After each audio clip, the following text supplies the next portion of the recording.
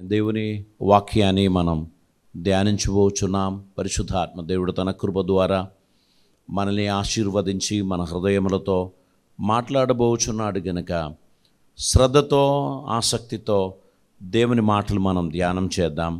ఆయన గొప్ప దేవుడు, అద్భుతకరుడు, ఆశ్చర్యమైన కార్యములు మన జీవితంలో ఆయన జరిగించుచున్నాడు. అందునిమిత్తమై మన దేవునికి స్తోత్రం చెల్లిదాం. కొన్ని వారాలుగా మనం ధ్యానం చేసుకుంటూ వస్తున్నటువంటి అంశం ఎఫెసీయులకు రాసిన పత్రిక, దాని 6వ అధ్యాయం మనము ధ్యానం చేసుకుంటూ వస్తున్నాము.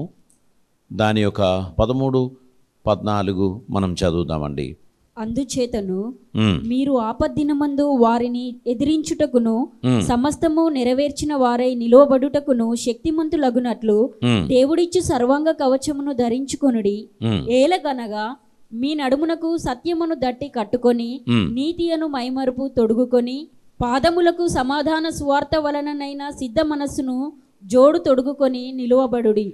పరిశుద్ధ వాక్యంలో మనం అపోస్తలుడైన పౌలు మన ఆత్మీయ జీవిత అభివృద్ధి కొరకు మనం ధరించవలసిన దేవుని సర్వాంగ కవచమును గురించి మనకు తెలియపరిచి, మనం దేవుని సన్నిధిలో అపవాది యొక్క తంత్రములను ఎదిరించదగిన శక్తిమంతులు కావడానికి మనం ధరించవలసిన ప్రొటెక్షన్ ఎలా ఉన్నది అని ఆయన తెలియపరిచినప్పుడు, మనము దేవుని సర్వాంగ కవచములో మొట్టమొదట మనం చూచినది సత్యమను దట్టి కట్టుకొనిన వారిగా, నీతి అను మైమరు తొడుక్కున్న వారిగా మనం ఉండాలి అని మనకు తెలియపరిచారు. ఈ లోకంలో జీవించడానికి దేవుని కృప మనకెంతో అవసరమై ఉంది. నీతిని మనం జరిగించడానికి మనకు ఈ లోకంలో అనేక రకాలైన ఆటంకాలు ఉన్నాయి. లోకం పరిగెడుచున్న దిశలో మనం పరిగెత్తినట్లయితే అక్కడ అనీతి మాత్రమే కనిపిస్తుంది. ఎక్కడ కూడా మనకు నీతి కనిపించదు. అన్ని రంగములో అనీతి కనిపిస్తుంది. ఏదైనా వస్తువులు కొనడానికి మనం వెళితే అక్కడ మోసాలే జరుగుతుంది. చాలా చక్కగా మనల్ని అట్రాక్ట్ చేయడానికి పెట్టినటువంటి ఆ ఫ్లెక్స్ బోర్డు చూసి మనం అందులోకి వెళ్ళామనుకోండి, వారు 70% అని పెడతారు. మనం వెళితే ఒక ఏరియాలో ఒక 4 ఐటమ్స్ పెట్టి ఇవేనండి 70%కి ఇచ్చేది. అది ఫ్లోర్ తుడవడానికి పనికి వస్తుంది, వేసుకోవడానికి పనికిరాదు. అది అక్కడ పెట్టేసి ఇవతల అందమైన డ్రెస్సులు ఆ షోరూమ్ నిండా ఉంటే అవన్నీ 10% మాత్రమే ఇస్తారు. మరి మీరు 70% అని చెప్పారు కదండి అని అంటే, అవును 70% ఈ ఏరియాలో ఉన్న ఐటమ్స్ మాత్రమే. ఈ విధంగా మనం మోసపోతూ ఉంటాం. లోపలికి వెళ్ళిన తర్వాత దాని కలరో లేకపోతే ఆ ప్యాటర్నో మనం అట్రాక్ట్ అయ్యి ఖచ్చితంగా తీసుకొని బయటికి పోయేటట్టు చక్కని మాటల శక్తి కలిగిన వర్కర్స్ అక్కడ మనల్ని కౌన్సిల్ చేయడానికి, కన్విన్స్ చేయడానికి ఉంటారు. సో అన్ని రంగంలో మనం చూస్తున్నాం. ఈ పట్టణంలో ఒక ఫర్నిచర్ షాప్ ఉంది. వారు ఒక్క సోఫా ఫోటో పెడతారు, 70% అని రాస్తారు. అబ్బా, ఫర్నిచర్ అన్నీ 70%ఏ కదా అని చెప్పి మనం అక్కడికి పోతే ఆ ఫోటోలో ఏ ఫర్నిచర్ అయితే చూశారో అదొక్కటే తప్ప ఇంకేది దొరకదు. అంటే మనుషులు ఇతరులను ఆకర్షించడానికి చేయుచున్నటువంటి ప్రతిదిలో కూడా అనీతి మనకు కనిపిస్తూ ఉంటుంది. దేవుడు మనకు ఇక్కడ అనుగ్రహిస్తున్న ఈ సర్వాంగ కవచం మన క్రెడిట్స్ను బట్టి మనకి ఇచ్చేటువంటిది కాదు. దేవుడు తన కృపను బట్టి మనకు అనుగ్రహించే దానములు అని మనం పరిశుద్ధ వాక్యంలో చూస్తున్నాం. దేవుడు తన కృప ద్వారా మనకు వాటిని అనుగ్రహించాడు. దేవుడు మనకు అనుగ్రహించినటువంటి ఈ సర్వాంగ కవచంలోని ప్రతి ఒక్క ఆయుధములను పరిశీలించినట్లయితే కొన్ని డిఫెన్సివ్గా ఉంటాయి, మనలని ప్రొటెక్ట్ చేయడానికి అది పనికిస్తుంది. మరికొన్ని అటాక్ చేయడానికి, ఇక్కడ ఏది కూడా శరీర సంబంధమైన ఆయుధాలు కాదు, అన్నీ కూడా ఆత్మ సంబంధమైనది. ఏది కూడా రక్తం బయటికి వచ్చేటువంటిది కాదు. అపవాది యొక్క తంత్రములను వెళ్ళగొట్టడానికి దేవుడు మనకు అనుగ్రహించినటువంటిది. కాబట్టి ఈ సర్వాంగ కవచమును ధరించిన వారిగా దైవ చిత్తానుసారంగా మనం నడవడానికి మన జీవితాన్ని మనం సమర్పించాల్సినటువంటి అవసరం ఉంది. ఈ నీతి అను మైమరు మనకు ఎందుకు ఇస్తున్నారంటే, మనం సరిగా నడవడానికి, దేవునితో సమాధానపడిన వారిగా ఉండడానికి, దైవ చిత్తం నెరవేర్చిన వారిగా మనం ఉండడానికి అది మనకు సహాయపడుచున్నది. మనం గలతీ పత్రికలోనికి వచ్చినట్లయితే దాని 3వ అధ్యాయం 11వ వచనం నుంచి కొన్ని వచనాలు మనం చదువుదామండి. ధర్మశాస్త్రము చేత ఎవడును దేవుని ఎదుట నీతిమంతుడని తీర్చబడడు అను సంగతి స్పష్టమే. ఏలయనగా నీతిమంతుడు విశ్వాసం మూలముగా జీవించును. ధర్మశాస్త్రము విశ్వాస సంబంధమైనది కాదు గాని దాని విధులను ఆచరించువాడు వాటి వలననే జీవించును. ఇక్కడ మనం చూస్తూ ఉన్నాము, ధర్మశాస్త్రం వలన ఎవ్వరు కూడా నీతిమంతులుగా తీర్చబడరు.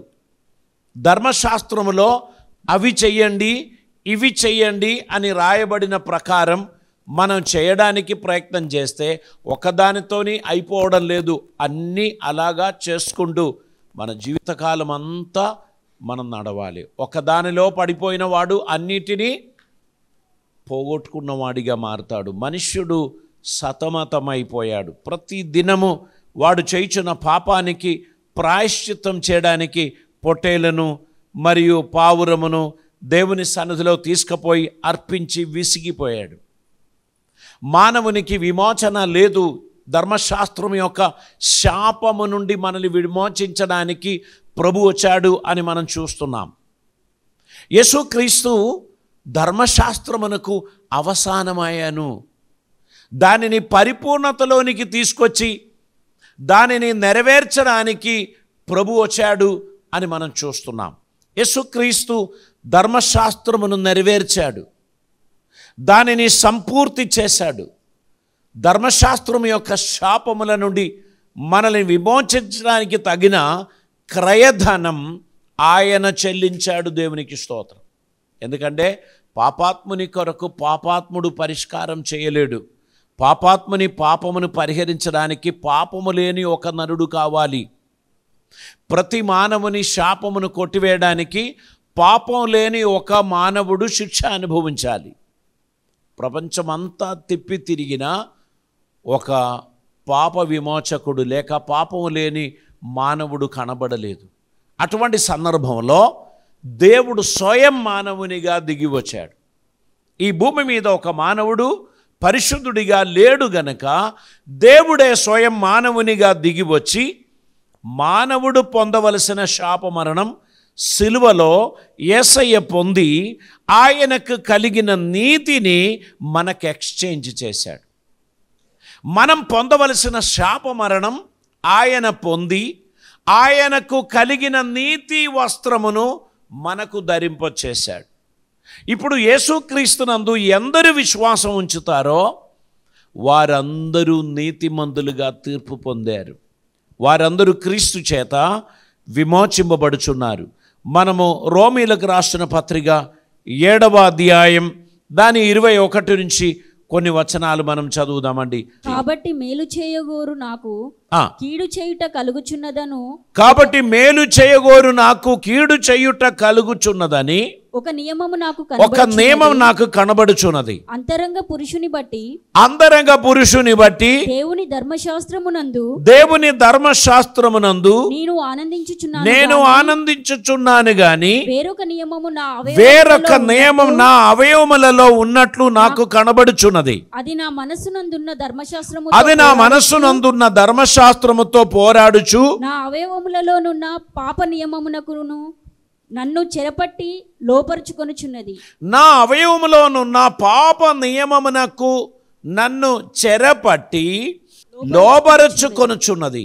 అయ్యో నేనెంత దౌర్భాగ్యుడను, నేనెంత దౌర్భాగ్యుడను, ఇట్టి మరణమునకు లోనగు శరీరము నుండి నన్ను ఎవడు విడిపించును? మన ప్రభువైన యేసుక్రీస్తు ద్వారా. ఈ ప్రశ్నకు పరిష్కారం మన ప్రభువైన యేసుక్రీస్తు ద్వారా దేవునికి కృతజ్ఞతాస్తుతులు చెల్లించుచున్నాను. కాగా మనస్సు విషయములో నేను దైవ నియమమునకును శరీర విషయములో పాప నియమమునకును దాసుడనై ఉన్నాను. పౌలు గారు తన శరీరమందు నివసించుచున్న రెండు వ్యత్యస్త నియమములను గురించి తెలియపరుస్తున్నారు. ఒకటి, దేవునికి ఇష్టడిగా జీవించాలనే ఆశ నాలో కలుగుచున్నది. మరొకటి, శరీర ఆశలను నెరవేర్చాలని ఒక ప్రేరేపణ నాలో కలుగుచున్నది.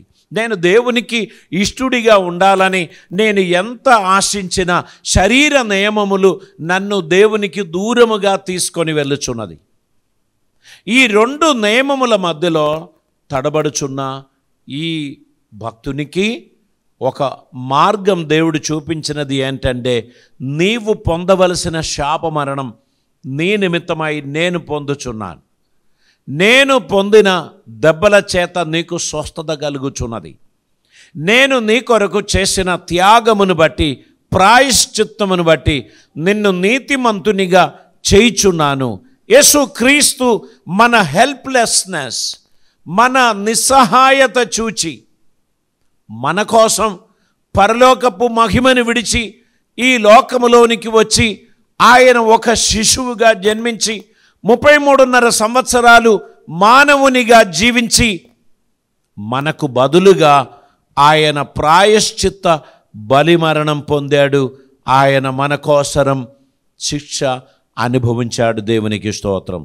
ఇప్పుడు పాప నియమముల నుండి నన్ను ఎవరు విడిపించును అని అడిగిన ప్రశ్నకు యేసుక్రీస్తు చిందించిన రక్తము ద్వారా, దాని యందు నేను అర్పించుచున్న విశ్వాసమును బట్టి నన్ను నీతిమంతునిగా దేవుడు తీర్చిదిద్దడానికి ఒక మార్గం నాకు అనుగ్రహించారు. దేవునికి స్తోత్రం.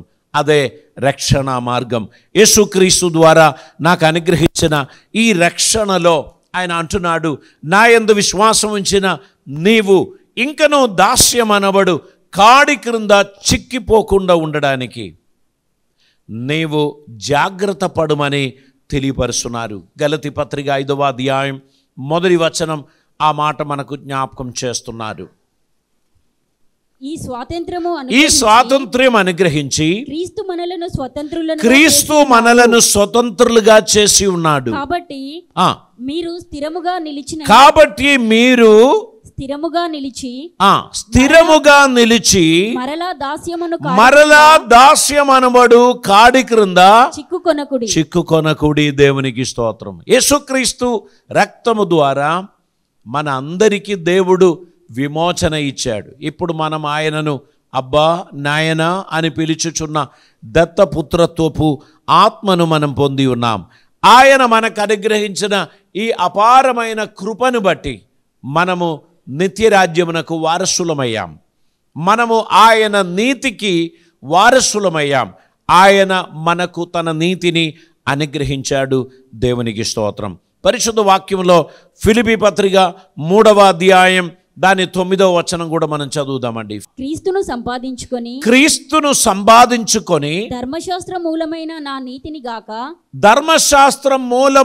నా నీతిని గాక క్రీస్తునందలి విశ్వాసం వలనైన నీతి అనగా విశ్వాసమును బట్టి దేవుడు అనుగ్రహించు నీతి గలవాడనై ఆయన యందు అగపడు నిమిత్తము ఏ విధము చేతనైనను మృతులలో నుండి నాకు పునరుత్థానము కలుగవలెనని ఆయన మరణ విషయములో సమానానుభవము గలవాడనై ఆయనను ఆయన పునరుత్థాన బలమును ఎరుగు నిమిత్తమును ఆయన శ్రమలలో పాలివాడనగుట ఎట్టిదో ఎరుగు నిమిత్తమును సమస్తమును నష్టపరుచుకొని వాటిని పెంటతో సమానముగా ఎంచుకొనుచున్నాను. ఇక్కడ పౌలు గారు తెలియపరచుచున్నటువంటి ఒక మాట, ధర్మశాస్త్రమును బట్టి కలుగు నా నీతిని బట్టి కాదు. ధర్మశాస్త్రం ఏమంటున్నారు? మీరు అవి చేసిన ఎడల మీకు నీతి కలుగును, మీకు మేలు జరుగును. ప్రతిదినం దాన ధర్మములు చేయడమును బట్టి, ప్రతిదినం ఉపకారములు చేయడమును బట్టి, ప్రతిదినం ఇతరులకు సహాయపడడమును బట్టి నాకు కొంత నీతి ఉంది. అది నా స్వనీతి, అది ధర్మశాస్త్రం మూలముగా నేను ప్రాప్తించినది. కానీ ఆ నీతి పనికి రాదు దేవుని సన్నిధిలో. ఎందుకు తెలుసా? మానవుని నీతి దేవుని ఎదుట మురికి గుడ్డ వలె ఉన్నది. మీరు మురికి గుడ్డ చూశారా అని అడగాల్సిన అవసరం లేదు కదా, మీ కిచెన్లో ఉన్నది అది. అది మీరు ప్రతిరోజు కడిగి ఆరబెడితే ఆ కిచెన్లో వాసన ఉండదు. 3 రోజులు దాన్ని ఉతికి ఆరేయకపోతే మీ కిచెన్లో ఒక ప్రత్యేకమైన వాసన ఉంటుంది. అది ఆ మురికి గుడ్డ నుంచి వచ్చేది. అవును కదా? సో మనకు తెలుసు మురికి గుడ్డ ఏంటిది. అది మనం ఎవరైనా తీసుకొని ముఖం తుడుసామా? తుడవం. కాబట్టి దేవుని ఎదుట మీ నీతి క్రియలు ఆ మురికి గుడ్డ వలె ఉంది. ఇంకా అంతకంటే ఘోరమైన మురికి గుడ్డ ఎక్కడ దొరుకుతుంది? మెకానిక్ షాప్లో దొరుకుతుంది. వాళ్ళు ప్రతిరోజు ఒక బంచ్ గుడ్డలు కొనుక్కుంటారు. 10 రూపాయలు 20 రూపాయలు పెట్టి కొన్ని పాత గుడ్డలు తీసుకుంటారు. వాటితోని వారు ఈ ఆయిల్ సంబంధమైన పరికరాలను క్లీన్ చేయడం, వీరి చేతులు క్లీన్ చేయడం చేసి అది మురికి గుడ్డ అవుతుంది. అది వాళ్ళు ఎవ్వరు అడగరు, దాన్ని కాలబెడతారు. ఎందుకంటే అది కడిగినా శుద్ధి కలగదు కనుక దాన్ని కాలబెట్టి వారు వేరే తీసుకుంటారు. అటువంటి మురికి గుడ్డలే మన నీతి క్రియలు. అలాగైతే మన నీతి క్రియలను బట్టి దేవుని సంతోషపెడదామని అనుకోకు. మీరు దేవుని యందు చూపించుచున్న విశ్వాసమును బట్టి మీరు నీతిమంతులుగా తీర్పు పొంది ఉన్నారు. ఇప్పుడు మిమ్మల్ని నీతిమంతులను పిలిచేది మీరు చేసిన పుణ్యక్రియలను బట్టి కాదు, కానీ మీరు దేవుని యందు ఉంచిన విశ్వాసమును బట్టి ఆయన మిమ్మల్ని నీతిమంతులుగా చేసి ఉన్నారు. దేవునికి స్తోత్రం. అపవాది ఎన్నో రకాలైన ఆరోపణలు, నేరారోపణలు మనకు విరోధంగా చెప్తూ ఉంటారు.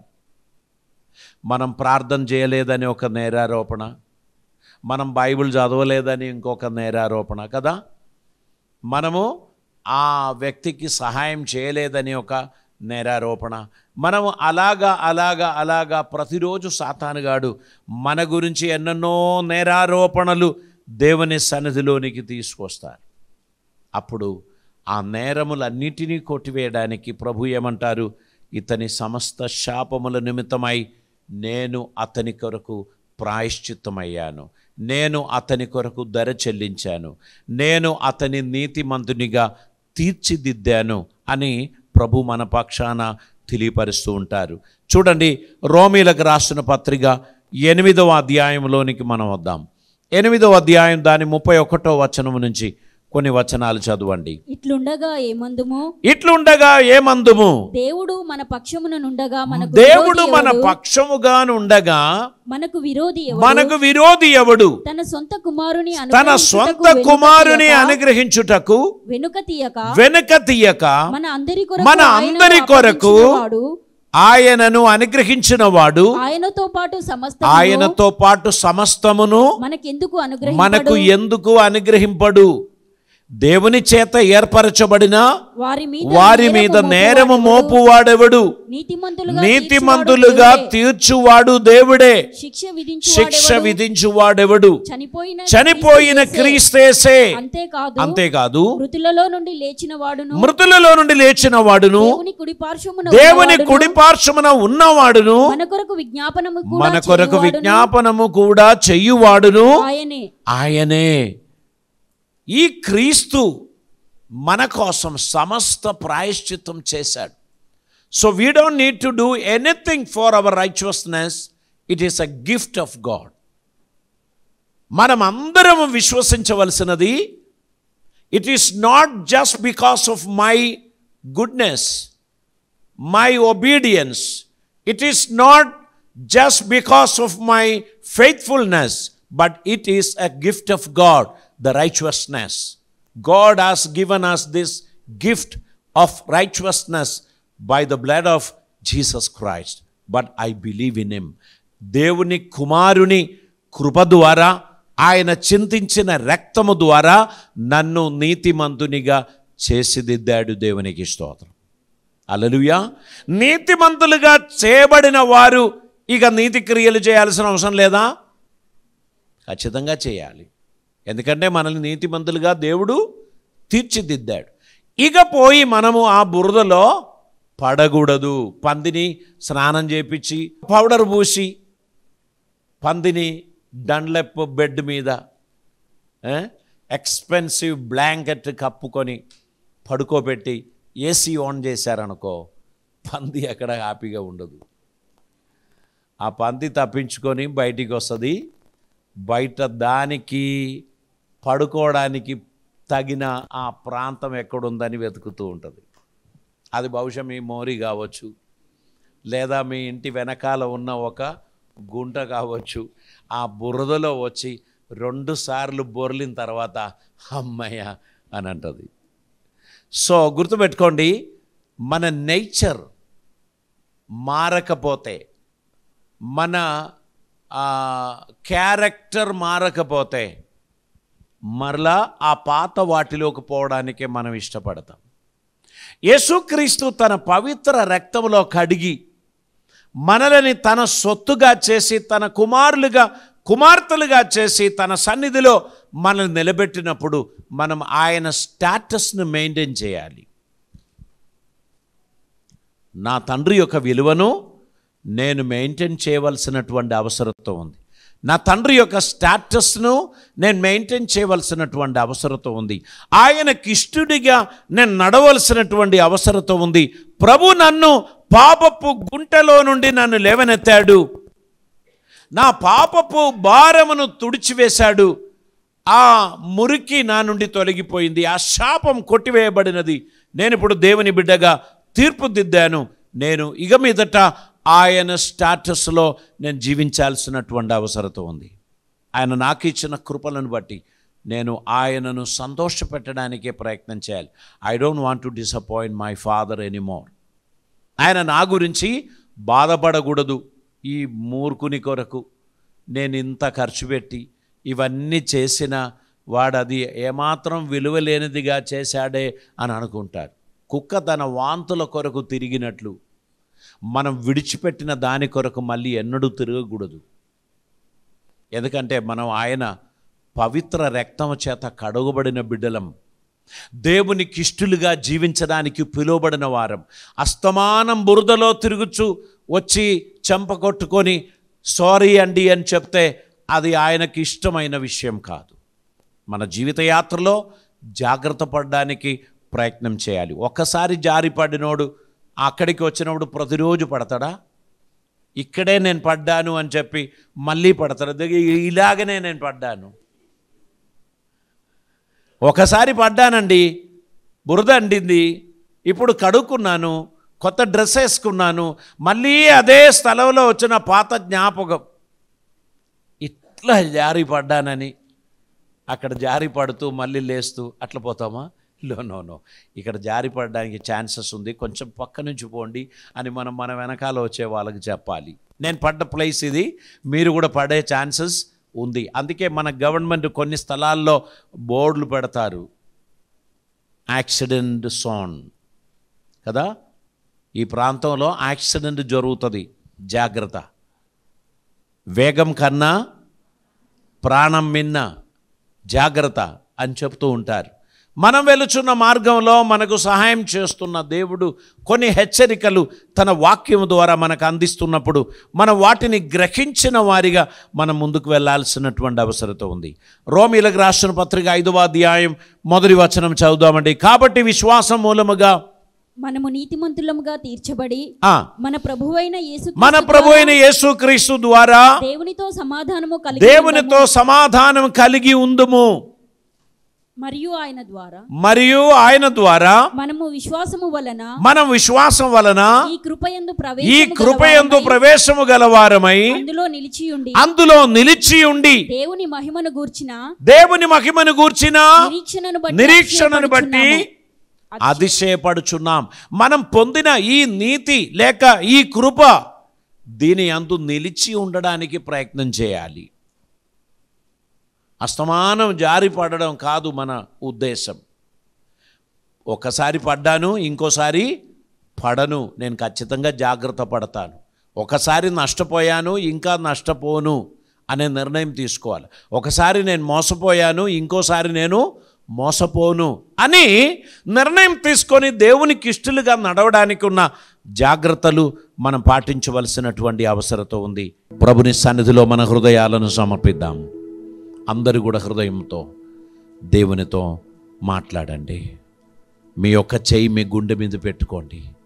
నా మైమరువు, నా నీతి, నాకు వీటిని దానం చేసిన నా ప్రభువా, నువ్వు నాకు తోడై ఉన్నందుకు నేను నిన్ను స్తుతిస్తున్నాను. నీ సన్నిధి నాకు తోడై ఉన్నందుకు నేను నీకు స్తోత్రం చెల్లిస్తున్నాను. నీ కృప నాకు తోడై ఉన్నందుకు నేను నీకు స్తోత్రం చెల్లిస్తున్నాను. పరిశుద్ధుడైన తండ్రి, కృపామయుడైన దేవా, నీకు వందనాలు. మీ దివ్య సాన్నిధ్యం మా జీవితంలో ఉన్నందుకు స్తోత్రం. మాతో మీరు ఉన్నందుకు స్తోత్రం. మీ సన్నిధి మాకు దయచేసినందుకు స్తోత్రం. నీ కృప మాకు దయచేసినందుకు స్తోత్రం. మాలో నీ కరుణా కటాక్షములు ఉంచినందుకు స్తోత్రం. నీ కృప ద్వారా మమ్మల్ని నడిపిస్తున్నందుకు స్తోత్రం. ఈ దినమందు నీ వాక్యం వినిన ప్రతి ఒక్కరిని తండ్రి ఆశీర్వదించమని ప్రార్థిస్తున్నాం. నీ కృపలతో వారిని నింపమని, అద్భుతములు జరిగించమని, మీకు ప్రియమైన బిడ్డలుగా నీ సాక్షులుగా వారిని వాడుకొనమని, కృపలతో నింపమని, దుష్టు నుండి తప్పించమని, విశ్వాస జీవితంలో విజయం అనుగ్రహించమని, ప్రతినిత్యం వారిని నీకు సాక్షులుగా నడిపించి నువ్వు మహిమ పొందుమని, కృప చూపమని, అద్భుతములు జరిగించమని యేసయ్య పవిత్ర నామమున అడిగి ప్రార్థిస్తూ ఉంటున్నాం పరమ తండ్రి. ఆమేన్.